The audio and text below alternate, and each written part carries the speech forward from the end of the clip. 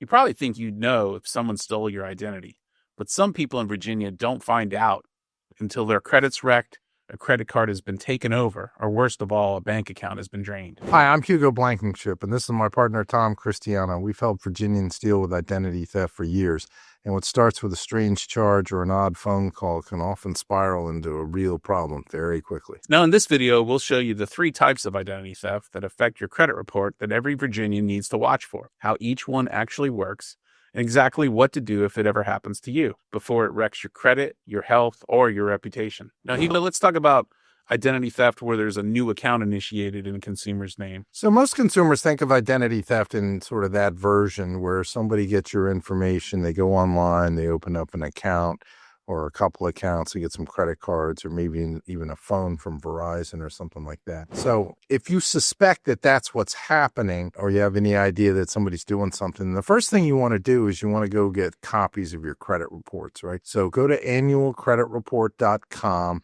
and look at the credit report and see what information is in there. What sort of things should they be looking for, Tom? Oh, when you look in your credit report, you want to look at the address section to see if there's any addresses you don't recognize, because oftentimes the thief will use a fraudulent address to get the item delivered that they're trying to steal when you use your name to steal. Or you want to look at the inquiry section to see where they opened up the accounts. And then obviously through the account section for any accounts that you don't recognize. These are the hallmarks of identity theft and the very first things you should do when you get a copy of your credit report from annualcreditreport.com. Definitely. You definitely want to look at it and see if there's anything in there that you didn't do, particularly accounts you didn't open. So, next thing we'll talk about is what are the causes? How are these accounts getting open and who's doing it? One of the things we found that it is primarily a family member, somebody you know. Could be a parent, a child, a brother, a sister, or maybe a former spouse or former girlfriend or boyfriend. But there's other ways, aren't there, Tom? Right. Well, obviously, you have a lot of times the written information is the ones that can be used to open up the accounts. So anyone who can get access to your Social Security card or your driver's license, or if you provide it at a doctor's office, things like that, that could cause an identity theft. And then you also have situations where there's scammers that will scam you out of your information, right, Hugo? Yeah, that's we're going to talk about that a little bit later in the video, but yeah, that's a real problem where people think they're being proactive in trying to stop identity theft, and instead they're walking right into it, and that becomes even bigger problem. Right. And one other place you could probably keep an eye out for is if you're at a car dealership or you're at a retail merchant and you're trying to get credit to purchase a mattress or a car or whatever, people can just have access to your information and then use that, provide it to somebody else to open credit in your name. So realistically, you have to protect yourself and make sure you're only giving your identifying information to proper people. We had a client who had an online account opened in his name, right, Hugo? Do you remember that? Yeah, we do. So he didn't know who it was, didn't have any idea how it happened, but somebody had gotten his information, gotten a former address that he'd used or a similar address, and went online and opened up an account. That was a small account. It was $2,000. But those are the ones that cause the most problem because the identity thief is able to go online without using a driver's license or producing any sort of form of identification. And because the amount is so small, the lender is willing to take a chance and do it. Now, if it turns out to be identity theft, are they going to take it off, Tom? Probably not going to take it off. And you got to remember how these accounts are opened online. Our client was living in Fredericksburg, Virginia, and the bank was based out of Ohio. So basically, they're setting things up to streamline things and get accounts opened using identifying information with online accounts. So it naturally sets things up where they don't have a lot of proof verification documents to prove that the person is actually opening the account. And what that can mean is that when you actually go to dispute the items on your credit report, the bank can't really prove that you did open the account, right, Hugo? Oh, they can't approve it, but they don't care about that because when you dispute it with the credit reporting agencies and say this is identity theft, I didn't open it up. They just look in and say, yeah, well, that's the information we have on the account. Well, yeah, and that's what identity theft is. They have your name, your address, and your Social Security number and date of birth. So as long as those are same or similar, they're going to verify it. The next sort of version of identity theft is account takeover or credit card takeover. What about that one, Tom? Well, this is a fast-growing threat because of the sophistication of AI, and it's helping the identity thieves make it appear as if they are the actual bank that you're dealing with. And so what the typical setup is the person will receive a text or an email that says they're a victim or a victim of identity theft, or there's fraudulent charges in their name. But the problem is the contact information on that notification actually leads you to the identity thief. So someone has your information a little bit, but they impersonate you and act like you have a problem so they can try to get more of your identifying information, right, Hugo? Yeah, that's sort of the scammer thing we were talking about earlier, where somebody makes you think that they're there to help you. And then they say, oh, but you need to verify your social security number and you need to verify your date of birth so I can help you. And you think that's what you're doing. But really, they're just phishing and they're going to get your information. And as soon as they get that, then they're going to go and start getting new cards in your name. They're going to start making purchases in your name, and they're going to start doing a lot of things real fast. So be very careful about that. Somebody calling you, say, you know what, I'm not going to talk to you. I'm going to look on the back of my credit card and call them, or I'm going to look it up on the internet and I'm going to call them and talk to them directly. Because if you do that, then you're going to be careful and not give the information to a scammer. And you have to be very careful. I can give you a personal story. It always happens at the wrong time. So my mother was in the hospital, and unfortunately, while we were trying to help her out, my father got a call from a scammer that said that his credit card had been used, and they were trying to give him help and advice on how to handle it. And then I was in the hospital with my father, and I heard the questions they were asking, and it was like, what's your social security number? And I'm like, no.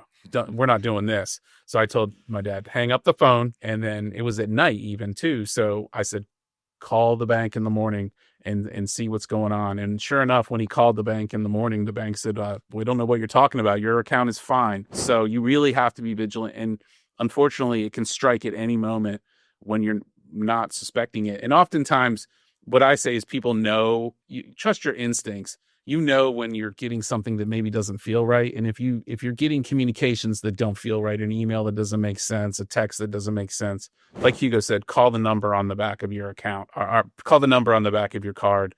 Make sure your account is reputable, the person you're talking to with it. So Hugo, one of the things, though, Tom, like you pointed out with your parents, one of the things that you should do is talk to your parents, okay, and more elderly people, and warn them about these kind of scams, because they're the ones that are usually targeted and they're the ones that are usually the victims. So make sure you talk to your parents and say, look, don't fall for this. If somebody asks you to give you your social security number, date of birth over the phone, don't do it. Make sure that you initiated the call first, and that should help them prevent that. So what are some of the other methods that you can do to prevent account takeover, Tom? Right. So, obviously the banks and the common wisdom is to make sure you have strong passwords and use multi-factor authentication when possible with accounts. So it just makes it so it's a harder process for a thief to take over an account. And if you see alerts that charges are made, you don't want to ignore that information. You want to pause, call the number on the back of your credit card, and talk to their fraud department, see what's going on, because it could be like in my personal instance where there is nothing going on and they're just trying to scam you by making you think there's a problem. And obviously you want to check your statements very carefully for charges that aren't yours, or charges that were smaller in nature, right, Hugo? So they will make a small charge, and then what do they do next? Yeah, so a lot of times what we'll see is somebody make $1 charge or a $2 charge, so it'll look very innocent, but they're trying to see if the contact's going to work. And as soon as it does that, then boy, they're off to the races, and they're going to max out your credit card as soon as possible. So really the most important thing is to keep track of it and look at your bills carefully. That $1 Netflix charge that you're not really sure about, that could be the start of your problem. So keep an eye on those things. And, if you can look at your account online, maybe look at it a couple of times during the billing cycle. That might help you. So what are you going to do when you find out you got a problem, Tom? Well, you got to get your documents together to see the scope of the problem and what the nature of the problem is. If it's a credit card problem where your account has been taken over, then you're going to want to look at the charges and dispute the charges first with the bank, but then also see what they do. Oftentimes what they'll do is they'll give you a provisional credit and say you don't owe the money, but then when they realize they're going to be on the hook for a $2,000 computer that wasn't delivered to you, but they don't want to, eat the loss themselves, they'll put it back on your credit report. And at that point, when they deny your claim and say, no, you really do owe the money, what you're going to have to do is follow the usual identity theft mechanisms to solve your problem, and perhaps even dispute with the credit reporting agency those charges, right, Hugo? Yeah, because you're probably not going to want to pay that, right? Because you didn't buy the computer. Now, if you do, let's suppose you have a balance on your credit card of $500 that's yours, right? You want to make sure that you pay that $500. You don't want to pay the $2,000 for the fraudulent charges, but you do want to make sure that you do that, because if they report you as late for not having paid, you can be able to dispute it and say, no, I didn't pay the fraudulent charges, but I did pay the ones that I owe. So make sure that you do that. But ultimately, what do you think? They're going to have to get a lawyer, aren't they? If the bank has said you're responsible for the debt and they're ignoring the facts that you're pointing to them that I didn't get this item that was purchased, then you're going to go ahead and probably have to hire a lawyer. So we had a client that had a very similar situation. What happened with her was that she got that ping on her phone that said, this might be a fraudulent charge. Somebody bought a computer. Click yes or no. Did you do it? So she clicked no. And then she got information that somebody had changed the email address on her account, and that's what freaked her out. So she actually went to the store where it was a store card, and she said, "Look, I'm paying this off. I'm closing it out. I want you to close the account." Well, by that time, the imposter, the identity thief, had all of her information and had already changed the address on the account, changed the email address, and the bank was giving this guy, even to the guy claiming to be a woman, and gave him a new card. And he put a $2,000 charge on account. She disputed and said, "Look, this is after I closed the account." They didn't care, and she ultimately had to dispute it multiple times and get a lawyer. Okay, so let's break that down for folks. So first, like we talked about, she got a text notification that there was a improper charge on her account, but that was actually the thief trying to get access to her information.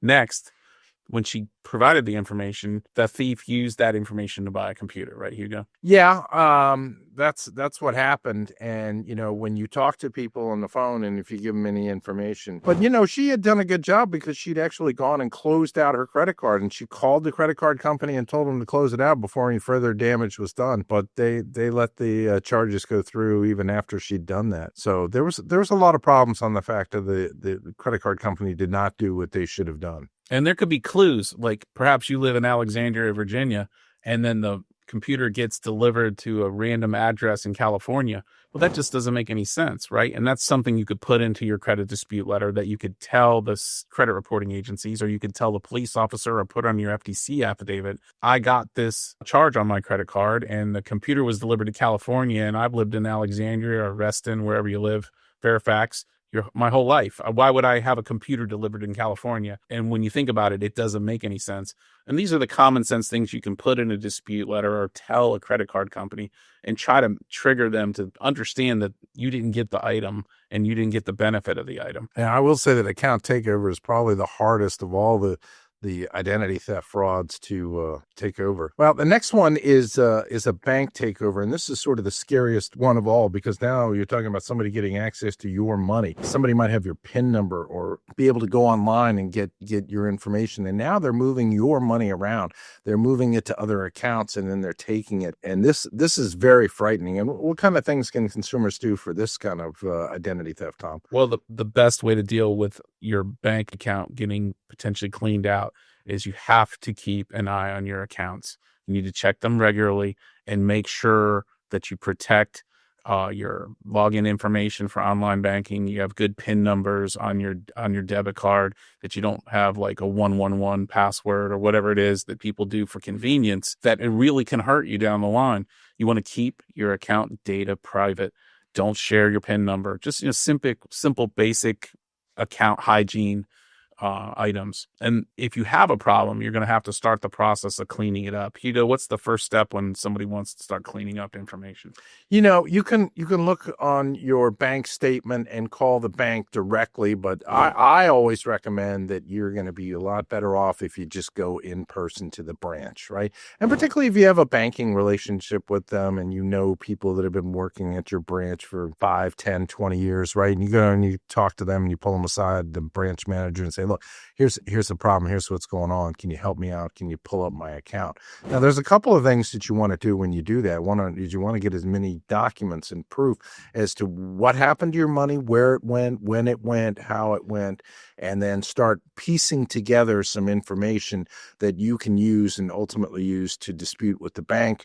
And if it ends up on your credit report, so maybe they've gotten into your credit card as well, and now that's not getting paid, you want to be able to do that. But ultimately, what are they gonna need to get this problem fixed? Well, ultimately, probably a lawyer. But let's break that step down a little bit. So the first thing you want to do is you want to get your bank account statements, and you basically want to have your bank account statements not only for the month that the fraudulent activity happens, but as far back as you can get, because what you want to do is use those bank account statements to prove that you wouldn't use money in the fashion that's been swiped out of your account, right? So if you are putting $2,000 a month in your account, in your savings account, and you don't use that account for any other money, and then suddenly all the money's cleaned out and it's sent to an online casino or it's sent overseas, you can say to the bank, hey, look, if you look at my account history, I don't really use this account. It's a savings account. And then somebody got in and they wiped me out. I don't even have a casino. Why would I use a casino in the Caribbean? It doesn't make any sense. And then they're going to have a duty to investigate, because ultimately what's going to protect you the most is having good records, notifying the bank as soon as possible, and then basically showing that I don't really use my account in this fashion. And then you want to call a lawyer, right, Hugo? Absolutely. But the best prevention is keep a close eye on your bank statements, right? Look at them regularly and keep an eye on, make sure that something doesn't happen. So let's quickly recap. You've learned about 3 types of identity theft you need to know about in Virginia: a new credit account, a credit account takeover, and theft from a bank account. Each one brings its own risks, but each one can be fought with knowledge and fast action. But there's another piece you can't afford to ignore: fixing your credit report after identity theft. That's absolutely right. You need to watch our next video, Credit Report Dispute Questions Answered by Experts. It's packed with advice straight from attorneys and industry and insiders, exactly how to challenge errors and get your credit and your life back on track. Don't wait until your next loan application or background check to find out if there's a problem. Take back control, understand your rights, stay one step ahead of the scammers, and we'll see you in the next video.